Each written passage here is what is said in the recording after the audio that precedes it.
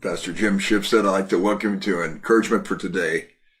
We've been doing a study on Wednesday nights. It's our last one this evening, called 24 Hours That Changed the World. It's by Adam Hamilton. He's really a nice author and has some good points, I think, in each of these chapters. Tonight, we're talking about Christ the Victor, the whole idea of resurrection. And on page 150, he makes the following statements. He quotes from 1 Corinthians 15, verses 56 and 57. The sting of death is sin, and the power of sin is the law. But thanks be to God who gives us the victory through our Lord Jesus Christ. And then he goes on and writes, Jesus invites all who choose to follow him to live as God's people, free from the power of sin and the fear of death. And then he talks about a guy named Dr. Jerome Groopman, and he holds a chair actually in medicine at Harvard University. And he writes in his book, The Anatomy of Hope, the following: hope gives us the courage to confront our circumstances and the capacity to surmount them. For all my patients, hope, true hope, has proved as important as any medication I might prescribe or any procedure I might perform.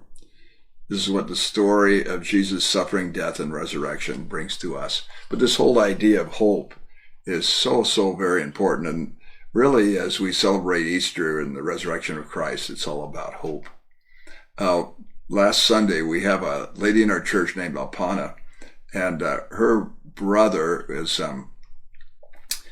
president of a Bible college in Fiji, and he was speaking at a church a couple weeks ago, and then afterwards had a heart attack. He's only 50 years old, and I remember visiting him in the CCU unit at a nearby hospital, and they put him on a ventilator, and I really didn't think he was going to make it, but people have been praying for him all around the world, I think, literally. When we were there, it was amazing how Alpana kept getting these phone calls in the waiting room of people who were praying for her brother. Anyway, he was on the ventilator for 20 days, and they took him off, and he woke up, and he's doing so well. He's home now. It's really pretty amazing. But I just thank God for the hope that he gives us, and not to give up. You never know. He might have called him home, and they were going to be okay with that as well. But we thank God for her brother, and that he's just doing so well. It's really pretty miraculous. I wanted to let you know that Easter, we are planning some wonderful celebrations here at our church. Our service begins at 10:45. We'll be meeting with 4 of the churches. There'll be 5 churches involved in this, with different languages being, the music will be in their own language as well as in English, and we'll combine the choirs for the last song. But it should be a wonderful time. We have some guests. One of the pastors from Mexico is going to be preaching with translation, and it should be just a great time of celebration. There'll be a lot for the children.